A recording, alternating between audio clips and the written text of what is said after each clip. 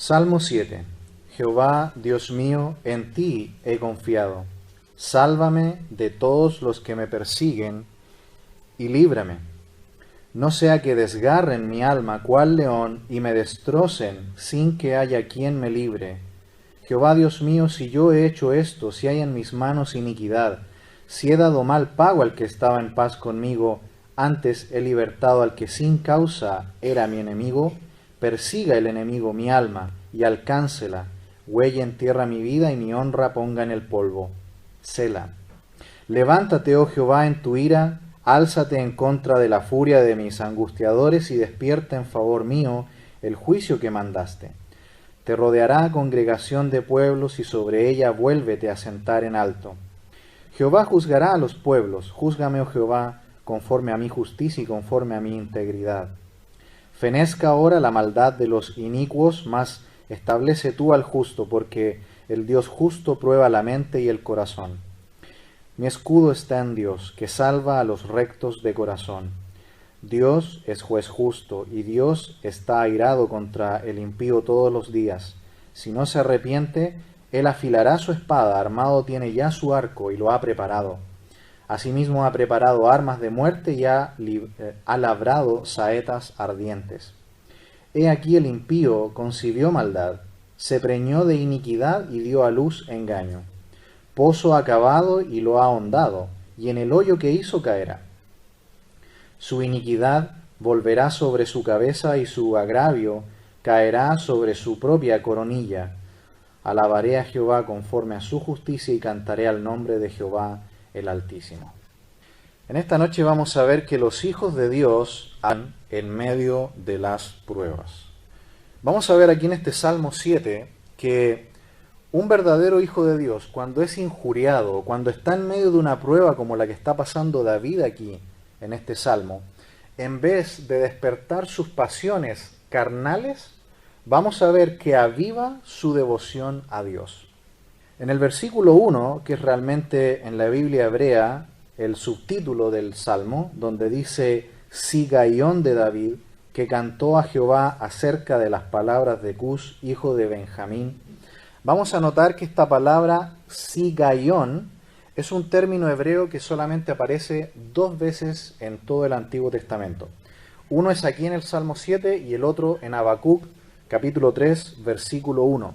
Y el significado de este término es un poco oscuro. Si buscamos en un diccionario bíblico, vamos a encontrar que es un término musical que se usa para la adoración, y aquí en los Salmos es la única vez en que se utilizó. Y significaría algo así como una canción triste e incluso puede significar una canción aberrante. Es decir, es una canción, una alabanza dirigida a Dios, pero que expresa el dolor y la aberración del corazón de un hombre de Dios que está siendo perseguido. También dice allí que se refiere a Cus, hijo de Benjamín. Recordemos que el rey Saúl, que es el que está persiguiendo a David en este tiempo, el rey Saúl es de la tribu de Benjamín. Sí, esto lo sabemos por los relatos de los libros históricos.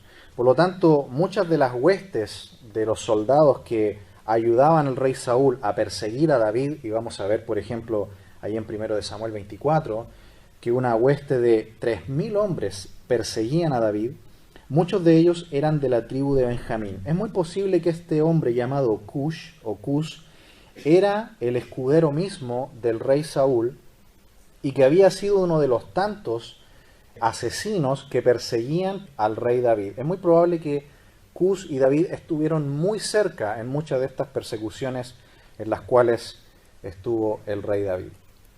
Vamos entonces ahora sí al versículo 1 en nuestras Biblias, que en la Biblia hebrea sería el versículo 2, y leemos allí: Jehová, Dios mío, en ti he confiado, sálvame de todos los que me persiguen y líbrame. Como siempre, David utiliza el nombre sagrado de Dios, el que es el eterno, el Dios que no cambia, en Jehová, y dice que en él ha puesto su confianza y lo pone en una forma personal, el Dios Jehová mío. Para David, él dice que un hijo de Dios con su Dios nos pertenecemos. Tal como lo explica Pablo también en el Nuevo Testamento, él dice, el que se une al Señor, un espíritu es con él. Ahí en 1 Corintios 6:17.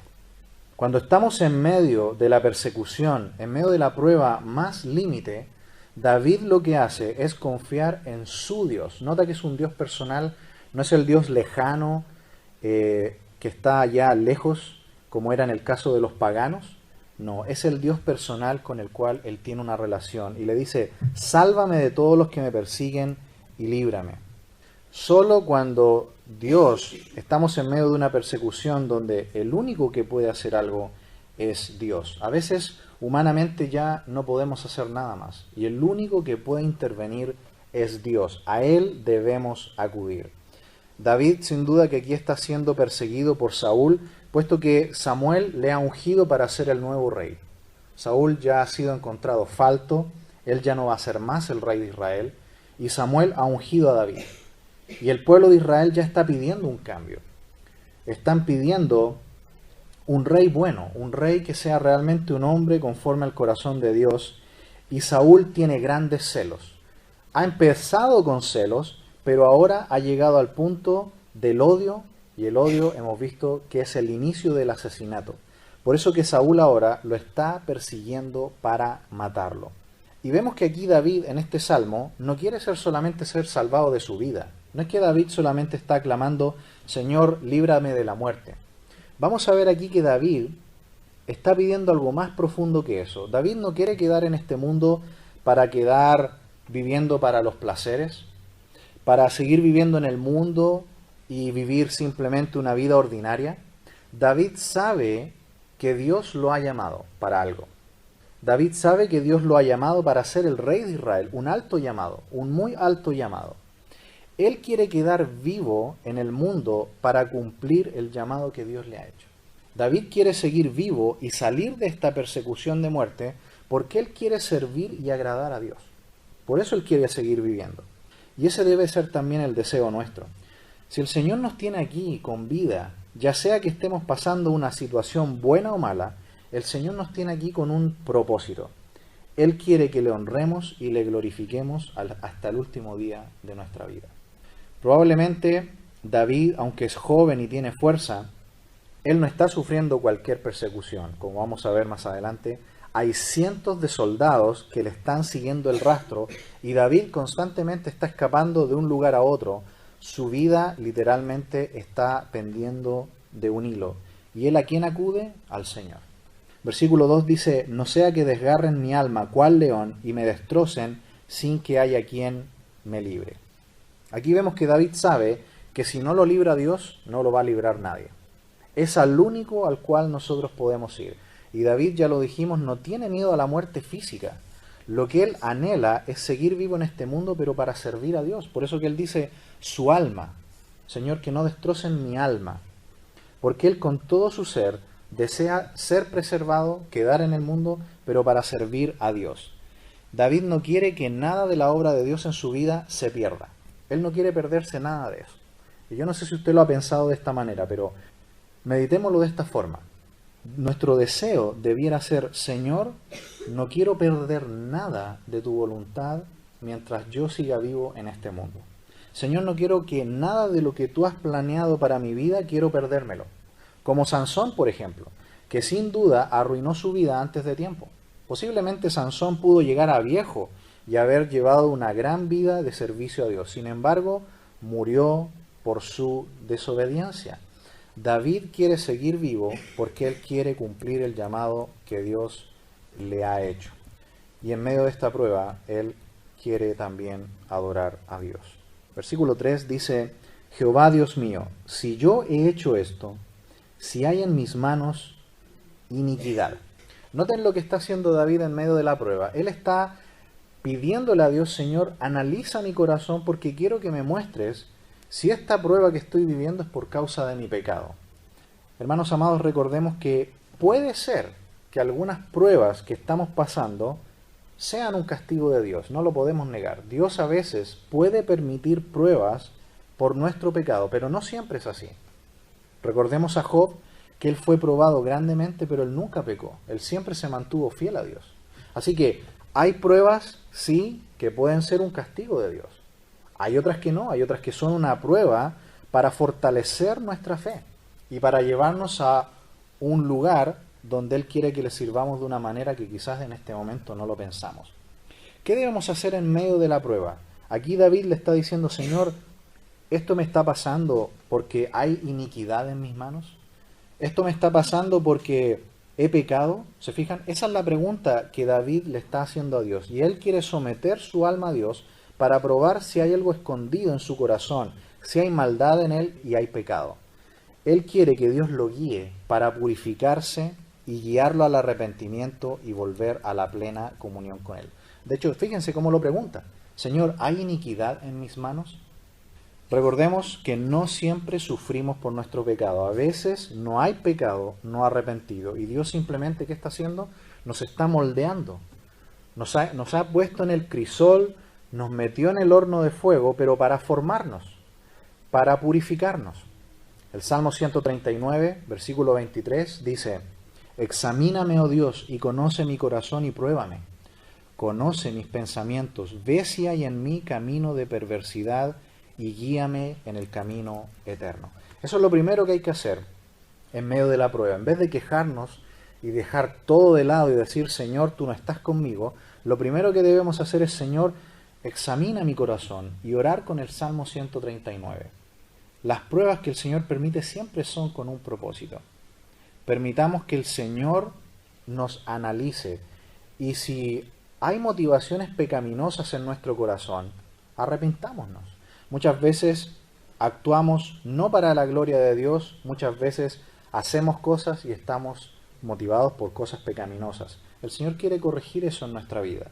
En Hebreos 4:12 dice, porque la palabra de Dios es viva y eficaz y más cortante que toda espada de dos filos y penetra hasta partir el alma y el espíritu, las coyunturas y los tuétanos, y discierne, ¿qué cosa?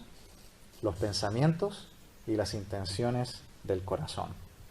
Un primer lugar donde ir para que el Señor penetre allí en nuestra alma y en nuestro corazón, para ver si hay pecado en nuestra vida. Recordemos que a veces el corazón esconde el pecado y se va en lo profundo, a las capas más internas, y muchas veces ni nos damos cuenta que nuestras motivaciones para todo lo que hacemos muchas veces son pecaminosas. A veces actuamos para que otros nos vean, a veces actuamos por celo, a veces hacemos cosas para nuestra propia gloria y no para Dios. La palabra de Dios es el mejor antídoto. Jesús en Juan 17:17 dijo, santifícalos en tu verdad, tu palabra es verdad. ¿Cómo podemos santificarnos e identificar aquellas zonas que quizás hay pecado? Exponiéndonos al poder santificador de la palabra de Dios. Versículo 4 dice, si he dado mal pago al que estaba en paz conmigo, antes he libertado al que sin causa era mi enemigo. David está sin duda pensando en Saúl, y Dios sabe que David está bajo amenaza de muerte, que Saúl lo está persiguiendo, y David quizás piensa que hay mezcla de pecado en su andar, y que por eso Saúl lo odia. Lo cierto es que el mal pago, ¿quién se lo ha dado?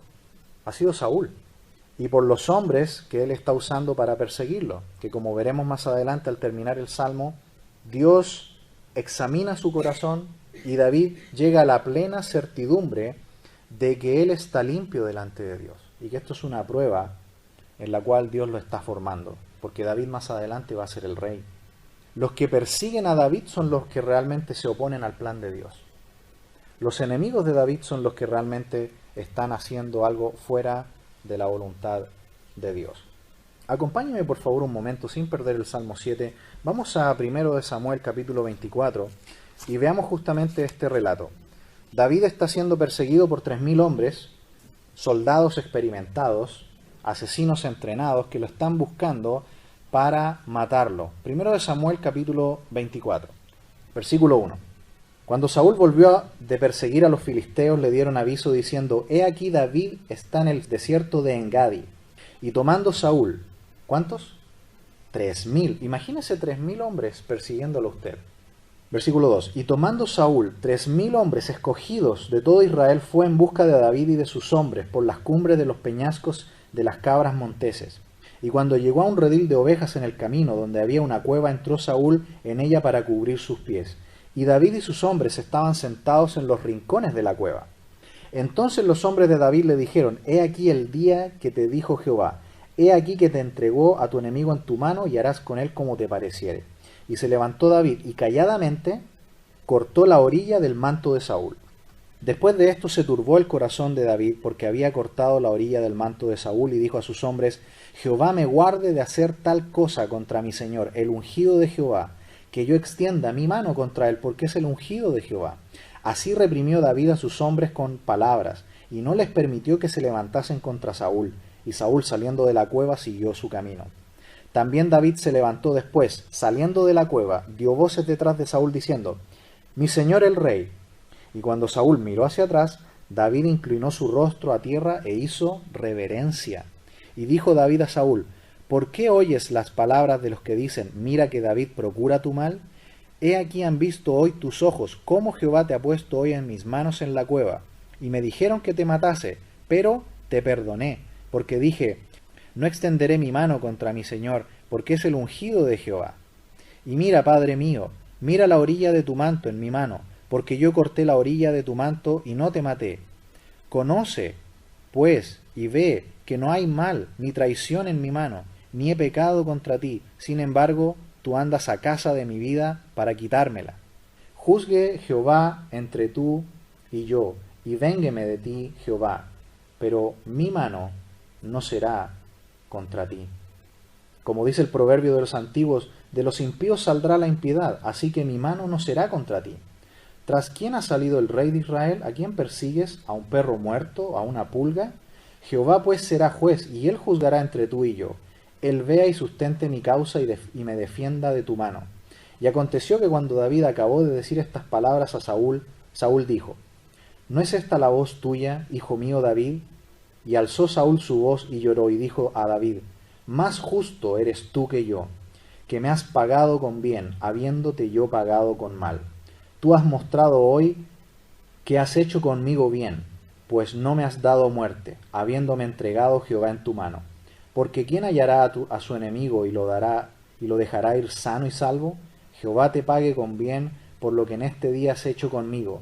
Y ahora yo entiendo que tú has de reinar, y que el reino de Israel ha de ser en tu mano firme y estable. Júrame pues ahora por Jehová que no destruirás mi descendencia después de mí, ni borrarás mi nombre de la casa de mi padre. Entonces David juró a Saúl, y se fue Saúl a su casa, y David y sus hombres subieron al lugar fuerte. Volvamos al Salmo, capítulo 7, versículo 5. Persiga el enemigo mi alma y alcáncela, huelle en tierra mi vida, y mi honra ponga en el polvo. David, convencido de que es inocente. Vieron allí la conversación que tienen a distancia David y Saúl, mostrándole y diciéndole al rey que él no lo ha traicionado. El mismo Saúl le reconoce que es verdad, porque Saúl solamente lo perseguía porque tenía celos de él.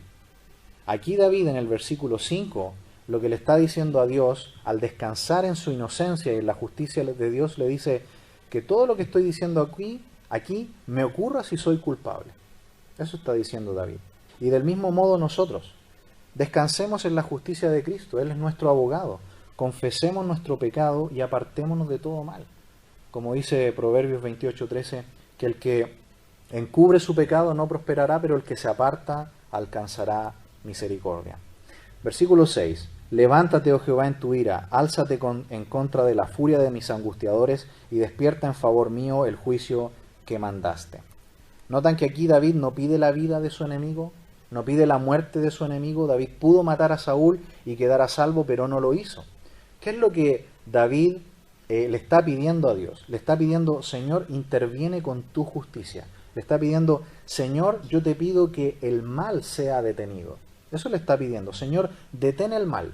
No está diciendo: Señor, destruye la vida de mi enemigo, arruina su vida. David está casi pidiendo algo como en los tiempos de hoy de la iglesia, donde hoy por ningún motivo haríamos un salmo imprecatorio, ¿no?, pidiendo la vida de nuestros enemigos. Antes bien decimos: Señor, perdónalos porque no saben lo que hacen, o Señor, no les tomes en cuenta este pecado. Así es el tiempo ahora de la iglesia. Pero aquí David, estando en otro tiempo, le pide al Señor más bien, Señor, detén el mal, detén el mal. Porque aunque sean hombres malvados, la voluntad de Dios es siempre salvífica, de misericordia y de salvación, aun por el más vil de los hombres, aun por el más vil de los pecadores. Dios les ama y les da tiempo para el arrepentimiento. Fíjense que dice, álzate en contra de la furia de mis angustiadores. ¿Se fijan? Le pide, Señor, detén la furia de ellos. No les pide que los destruya, pide que el mal sea detenido. Y después le dice, despierta a favor mío el juicio que mandaste. Sin duda que este es un antropomorfismo al decirle a Dios, despierta o álzate, porque no significa que Dios esté dormido. Él simplemente le está diciendo, Señor, en este momento de persecución me siento solo, pero yo sé que tú estás ahí. Pero levántate y actúa. Como en Tito capítulo 2, versículo 7, Pablo le dice a Tito, preséntate tú en todo como ejemplo de buenas obras, en la enseñanza mostrando integridad y seriedad, palabra sana e irreprochable, de modo que el adversario se avergüence y no tenga nada malo que decir de vosotros. David llegó al punto en que pidió a Dios que analizara su corazón y él ahora ve que es íntegro, que no hay pecado en él, él ha actuado bien. Esta es una prueba en la cual hay enemigos que Dios ha permitido para formar su vida, para moldear su vida. Por eso, si me acompañan una última vez al libro de Samuel, primero de Samuel, miremos juntos ahora el capítulo 26. Mire conmigo el capítulo 26. En el capítulo 26 vemos la misma situación donde David sigue siendo perseguido, pero esta vez uno de sus valientes, Abisai, logra llegar donde está el rey Saúl. El rey Saúl está dormido y nuevamente David tiene la oportunidad de que el rey Saúl muera, está en sus manos. Sin embargo, David le pide que el rey no sea muerto. Dice el capítulo 26, vinieron los cifeos a Saúl en Gabá, diciendo, ¿no está David escondido en el collado de Aquila al oriente del desierto? Saúl entonces se levantó y descendió al desierto de Sif, llevando consigo 3000 hombres escogidos de Israel para buscar a David en el desierto de Sid. Y acampó Saúl en el collado de Aquila, que está al oriente del desierto, junto al camino, y estaba David en el desierto y entendió que Saúl le seguía en el desierto. David, por tanto, envió espías y supo con certeza que Saúl había venido. Y se levantó David y vino al sitio donde Saúl había acampado, y miró David el lugar donde dormían Saúl y Abner, hijo de Ner, general de su ejército. Y estaba Saúl durmiendo en el campamento, y el pueblo estaba acampado en derredor de él. Entonces David dijo a Ahimelech Eteo y a Abisai, hijo de Sarbia, hermano de Joab, ¿quién descenderá conmigo a Saúl en el campamento? Y dijo Abisai, yo descenderé contigo. David pues y Abisai descendieron de noche al ejército, y he aquí que Saúl estaba tendido durmiendo en el campamento, y su lanza clavada en tierra a su cabecera, y Abner y el ejército estaban tendidos alrededor de él. Entonces dijo Abisai a David, hoy ha entregado Dios a tu enemigo en tu mano. Ahora pues, déjame que le hiera con la lanza, y lo enclavaré en tierra de un golpe, y no le daré el segundo golpe. Y David respondió a Abisai, no le mates, porque ¿quién extenderá su mano contra el ungido de Jehová y será inocente? Dijo además David, vive Jehová, que si Jehová no lo hiriere, o su día llegue para que muera, o descendiendo en batalla perezca, guárdeme Jehová de extender mi mano contra el ungido de Jehová. Pero toma ahora la lanza que está en su cabecera y la vasija de agua y vámonos. Y se llevó pues David la lanza y la vasija de agua de la cabecera de Saúl y se fueron. Y no hubo nadie que viese ni entendiese ni velase, pues todos dormían, porque un profundo sueño enviado de Jehová había caído sobre ellos. Entonces pasó David al lado opuesto y se puso en la cumbre del monte a lo lejos, habiendo una gran distancia entre ellos, y dio voces David al pueblo, y a Abner, hijo de Ner, diciendo, ¿no respondes, Abner? Entonces Abner respondió y dijo, ¿quién eres tú que gritas al rey? Y dijo David a Abner, ¿no eres tú un hombre? ¿Y quién hay como tú en Israel? ¿Por qué, pues, no has guardado al rey, tu señor? Porque uno del pueblo ha entrado a matar a tu señor el rey. esto que has hecho no está bien. Vive Jehová, que sois dignos de muerte, porque no habéis guardado a vuestro Señor el ungido de Jehová. Mira pues, ¿dónde está la lanza del rey, y la vasija de agua que está a su cabecera? Y conociendo Saúl la voz de David, dijo: ¿No es esta tu voz, hijo mío David? Y David respondió: Mi voz es, Rey, Señor mío. Y dijo: ¿Por qué persigue así mi señor a su siervo? ¿Qué he hecho? ¿Qué mal hay en mi mano? Ruego pues que el rey mi señor oiga ahora las palabras de su siervo. Si Jehová te incita contra mí, acepte él la ofrenda. Mas si fueren hijos de hombres, malditos sean ellos en presencia de Jehová, porque me han arrojado hoy para que no tenga parte en la heredad de Jehová, diciendo: Ve y sirve a dioses ajenos. No caiga pues ahora mi sangre en tierra delante de Jehová, porque ha salido el rey de Israel a buscar una pulga, así como quien persigue una perdiz por los montes. Entonces dijo Saúl: He pecado, vuélvete, hijo mío David, que ningún mal te haré más, porque mi vida ha sido estimada preciosa hoy a tus ojos. He aquí, yo he hecho neciamente, y he errado en gran manera. Y David respondió y dijo: He aquí la lanza del rey, pase acá uno de los criados y tómenla, y Jehová pague a cada uno su justicia y su lealtad, pues Jehová te había entregado hoy en mi mano. Mas yo no quise extender mi mano contra el ungido de Jehová. Y he aquí, como tu vida ha sido estimada preciosa hoy a mis ojos, así sea mi vida a los ojos de Jehová, y me libre de toda aflicción. Y Saúl dijo a David: Bendito eres tú, hijo mío David, sin duda emprenderás tú cosas grandes y prevalecerás. Entonces David se fue por su camino y Saúl se volvió a su lugar. Hasta ahí la lectura. Cuando vemos entonces, hermanos amados, volviendo al Salmo 7, que cuando los hijos de Dios actuamos con integridad y le pedimos a Dios que nos examine y vemos que esto es una prueba, no de nuestro pecado, sino una prueba que ha venido de Dios, vemos que incluso nuestros enemigos van a reconocer su error y se van a arrepentir. Versículo 7 del Salmo 7: Te rodeará congregación de pueblos y sobre ella vuélvete a sentar en lo alto. Un día el Señor volverá y juzgará a los malos y reinará sobre este mundo. Y Él un día reunirá su gran reino de justicia, y la historia que vamos a estar estudiando en la escuela dominical, veremos que un día en el reino milenial de Cristo aquí en la tierra, David será su primer ministro. Versículo 8: Jehová juzgará a los pueblos, júzgame, oh Jehová, conforme a mi justicia y conforme a mi integridad. ¿Notan cómo Dios juzga a los pueblos con justicia? David quiere que Dios le juzgue y le examine de la misma manera. Él quiere cumplir la voluntad de Dios y tiene disposición a arrepentirse si encuentra pecado oculto en su alma. El Salmo 19, versículo 12 al 14. Mire lo que dice: ¿Quién podrá entender sus propios errores? Líbrame de los que me son ocultos.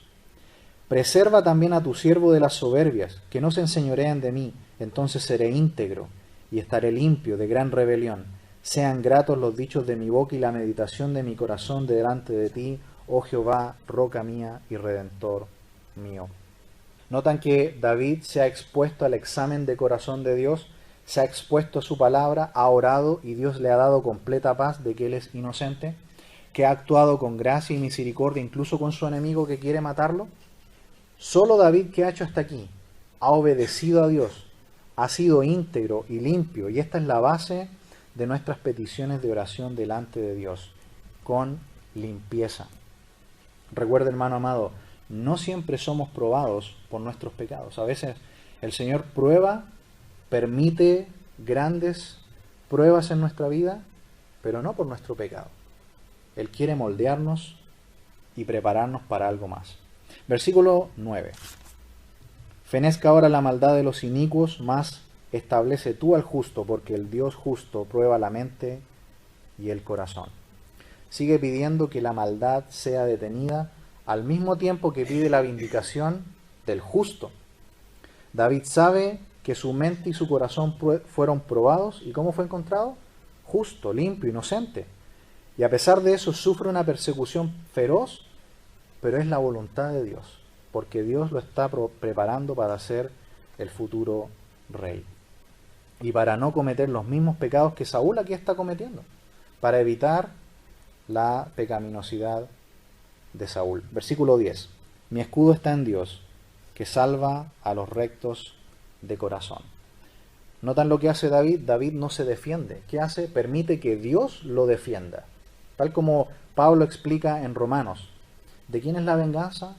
De Dios. De Dios es la venganza. David no se venga él mismo, entrega a Dios toda la situación porque Dios salvará finalmente a sus hijos. Versículo 11. Dios es juez justo y Dios está airado contra el impío todos los días. ¿Dios es juez justo? Aquí lo dice. Es una declaración. Nunca debemos dudarlo. Y Dios siempre está airado contra el mal, todos los días. Pero Él, en su gracia y su misericordia, no hace caer súbitamente su ira sobre todos. Él da tiempo al impío incluso para que se arrepienta. Verso 12. Si no se arrepiente, Él afilará su espada. Armado tiene ya su arco y lo ha preparado. Dios tiene mucha paciencia y misericordia con el pecador. No deja caer de repente su juicio. Pero hay un plazo límite. Como también a veces no juzga a los impíos, sino hasta su propia muerte y luego enfrentarán el juicio final. Dice que su espada está lista. El arco lo tiene listo. Él es justo si lo juzga hoy o lo juzga mañana. Pero dentro de todo noten cómo Dios le da tiempo al pecador para que se arrepienta. Verso 13. Asimismo ha preparado armas de muerte y ha labrado saetas ardientes. Notan que Dios es dueño de la vida y si Él quiere hoy mismo puede ajusticiar a los impíos, pero no lo hace por misericordia. La muerte del impío y su final es inminente, pero notan que David dice, será, pero no por mi mano, lo dejo al Señor. Así lo reconoce el salmista. Por lo menos 2 oportunidades de haber tomado la vida de Saúl, pero no lo hizo, porque él obedeció primero a Dios. No debes levantar tu mano contra el rey, contra el ungido de Dios. En medio de la prueba, ¿qué debemos hacer? Pedirle al Señor que analice nuestro corazón. Y durante todo el tiempo de la prueba debemos mantenernos obedientes, hasta el último momento, y el Señor nos va a bendecir, como lo vamos a ver aquí al final. Dice el versículo 14, he aquí el impío concibió maldad, se preñó de iniquidad y dio a luz el engaño. Esto lo sabemos, el impío solo piensa en el mal. Versículo 15, pozo ha cavado y lo ha ahondado, y en el hoyo que hizo caerá. ¿Notan que el malo mismo está preparando su propia caída? Está acumulando ira para el día del juicio de Dios, y su final es el castigo de Dios en su ira. Versículo 16, su iniquidad volverá sobre su cabeza, y su agravio caerá sobre su propia coronilla. La maldad de los impíos, noten, cae finalmente sobre ellos mismos. ¿Recuerdan a Amán en Esther? Esther capítulo 7, versículos 9 y 10. Amán quería exterminar a todo el pueblo de Israel y había preparado una horca. Pero ¿qué dice ahí? Esther 7, versículos 9 y 10, dice, y dijo Arbona, uno de los eunucos que servían al rey, he aquí en casa de Amán la horca de 50 codos de altura que hizo Amán para Mardoqueo, el cual había hablado bien por el rey. Entonces el rey dijo, colgadlo en ella. Así colgaron a Amán en la horca que él había hecho preparar para Mardoqueo, y se apaciguó la ira del rey. El malo, lo único que está haciendo es pavimentando su propio camino hacia su propio final, hacia su propio juicio. Por eso que David dice, en la prueba, confiemos en Dios. ¿Cómo termina David luego de pasar toda esta prueba? Alabaré a Jehová conforme a su justicia, versículo 17, y cantaré al nombre de Jehová el Altísimo. ¿Por qué terminó con regocijo y adoración David a Dios? Porque él pasó toda la prueba de su persecución confiando en Dios y pidiéndole a Dios que lo examine para mantenerse él íntegro y limpio. La alabanza surge al final de un corazón que confía en Dios. No debemos esperar, hermanos amados, adorar a Dios cuando todo está bien, que es cuando es más fácil. Lo cierto es que la alabanza en tiempos difíciles es cuando más podemos conocerle y profundizar nuestro amor a Él. Si somos inocentes, también debemos alabar a Dios, como dice el Salmo 18, versículo 3. Invocaré a Jehová a quien es digno de ser alabado, y seré salvo de mis enemigos. Vamos a orar.